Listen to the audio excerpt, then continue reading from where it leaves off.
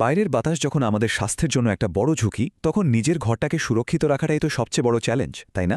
এই আলোচনাতে আমরা ধাপে ধাপে দেখব কিভাবে খুব সহজ কিছু উপায়ে আপনার বাড়িকে দূষণমুক্ত একটা নিরাপদ আশ্রয়ে বদলে ফেলা যায়। চলুন শুরু করা যাক। শুরুতেই একটা পরিসংখ্যান দিই, যা শুনলে হয়তো চমকে উঠবেন। জানেন কি, দিল্লির বাতাসে শ্বাস নেওয়া আর প্রতিদিন 7টা সিগারেট খাওয়া দুটোই প্রায় সমান। হ্যাঁ, এটাই এখনকার কঠিন সত্যি।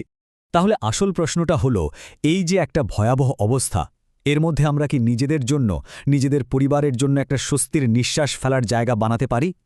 উত্তরটা হলো হ্যাঁ, পারি। আর সেই পথটাই আমরা এখন একসঙ্গে খুঁজে বের করব। যে কোনো লড়াই যে তার প্রথম নিয়ম কি জানেন? শত্রুকে চেনা। চলুন তাহলে আগে চিনে নিই এই অদৃশ্য ঘাতকটাকে, যে আসলে কে আর কতটা ভয়ঙ্কর। এই সংখ্যাগুলো একবার দেখুন।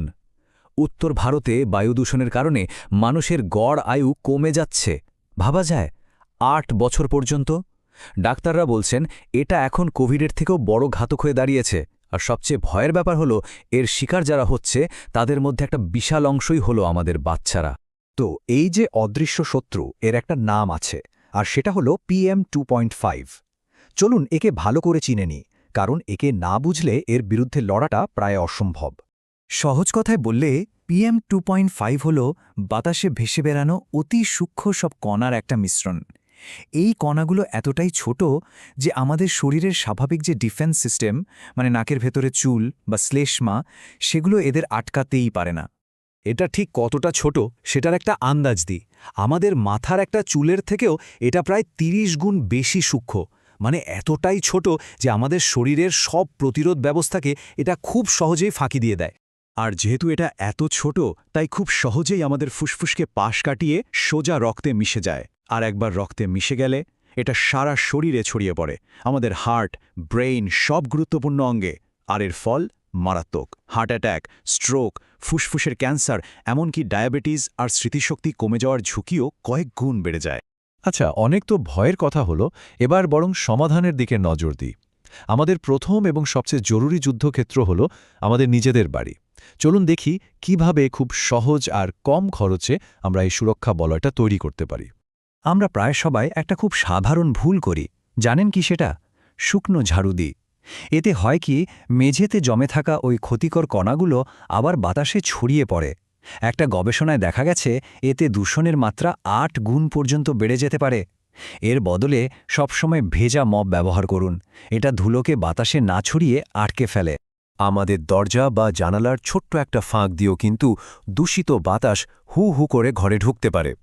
ফোম বা রাবারের স্ট্রিপ দিয়ে এই সব ফাঁকফোকর বন্ধ করে দিন। বিশ্বাস করুন, এই একটা ছোট কাজ আপনার ঘরের ভেতরে দূষণ 76% পর্যন্ত কমিয়ে আনতে পারে। বাড়িটা তো আমরা বাইরে থেকে সুরক্ষিত করলাম, এবার ভেতরের বাতাসটাকে পরিষ্কার করার পালা। আর এখানে আসে প্রযুক্তির সাহায্য, মানে এয়ার পিউরিফায়ার। চলুন এটা কিভাবে কাজ করে আর কেনার আগে কি কি দেখতে হবে সেটা একটু জেনে নিই। এয়ার পিউরিফায়ারের কাজ করার ধরনটা কিন্তু একদম সহজ। এর ভেতরে একটা ফ্যান আছে, যেটা ঘরের দূষিত বাতাসটাকে টেনে নেয়। তারপর একটা হেপা ফিল্টার সেই বাতাস থেকে সমস্ত ক্ষতিকর কণাগুলোকে ছাঁকনির মতো ছেঁকে ধরে, আর তারপর পরিষ্কার বাতাসটা বাইরে বের করে দেয়। ব্যাস, এটুকুই। পিউরিফায়ার কেনার সময় মূলত 3টে জিনিস মাথায় রাখলেই চলবে। 1 নম্বর, ফিল্টারটা যেন ট্রু হেপা হয়, কারণ এটাই প্রায় 99.9% কণা আটকাতে পারে। 2 নম্বর, এর CADR বা ক্লিন এয়ার ডেলিভারি রেট। সহজ কথায়, এটা যত বেশি তত বড় ঘরের জন্য ভালো। আর 3 নম্বর, এর ফিল্টার বদলানোর খরচটা কেমন সেটাও আগে থেকে জেনে নেওয়া বুদ্ধিমানের কাজ। কিন্তু একটা ভালো পিউরিফায়ারের তো বেশ দাম। যাদের বাজেট কম, তাদের জন্য কি কোনো উপায় নেই? অবশ্যই আছে। এবার আমরা দেখব একটা দারুণ সাশ্রয়ী DIY সমাধান। আর তার সাথে জানব আমাদের ঘরের ভেতরেই লুকিয়ে থাকা কিছু বিপদ সম্পর্কে, যেগুলো আমরা নিজেরাই তৈরি করি। এই জিনিসটার নাম কোর্সি রোজেনথাল বক্স। আর এটা বানানো কিন্তু খুবই সহজ। আপনার লাগবে একটা বক্স ফ্যান আর 4টে হেপা ফিল্টার। ফিল্টারগুলোকে টেপ দিয়ে জুড়ে একটা বাক্সের মতো বানান, আর ফ্যানটাকে উপরে বসিয়ে দিন। ব্যাস, আপনার নিজের বানানো এয়ার পিউরিফায়ার তৈরি, যা গবেষণায় দেখা গেছে যে দারুণভাবে কাজ করে। আমরা তো শুধু বাইরের দূষণ নিয়ে চিন্তায় থাকি, তাই না? কিন্তু আমাদের ঘরের ভেতরেই এমন অনেক কিছু আছে যা বাতাসকে সাংঘাতিকভাবে দূষিত করে। যেমন ধরুন একটা ধূপকাঠি। এটা বাতাসে PM2.5 এর মাত্রা 700-র উপরে নিয়ে যেতে পারে। আর গ্যাসের চুলা, এটা শিশুদের অ্যাজমার ঝুঁকি বাড়িয়ে দেয় প্রায় 42%। এত সব তথ্যের ভিড়ে হয়তো একটু গুলিয়ে যেতে পারে, তাই চলুন সবকিছুকে একটা সহজ 5 ধাপের অ্যাকশন প্ল্যানে সাজিয়ে নিই, যাতে কাজটা করতে সুবিধা হয়। এই 5টা ধাপ শুধু মনে রাখুন। 1. একটা এয়ার কোয়ালিটি মনিটর দিয়ে আপনার ঘরের বাতাসের মানটা আগে মাপুন। 2.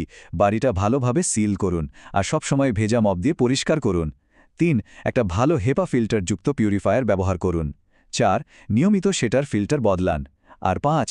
রান্না করার সময় এক্সস্ট ফ্যানটা চালাতেই হবে। এই সব উপায়ে আমরা নিজেদের বাড়িকে একটা নিরাপদ দুর্গ বানাতে পারি ঠিকই, কিন্তু এটা তো একা একা বাঁচার লড়াই। আসল প্রশ্নটা হলো, আমাদের চারপাশের বাতাসকে সবার জন্য নিরাপদ করতে গেলে আমাদের সবাইকে একসাথে মিলে আর কি করতে হবে? একটু ভাবুন তো।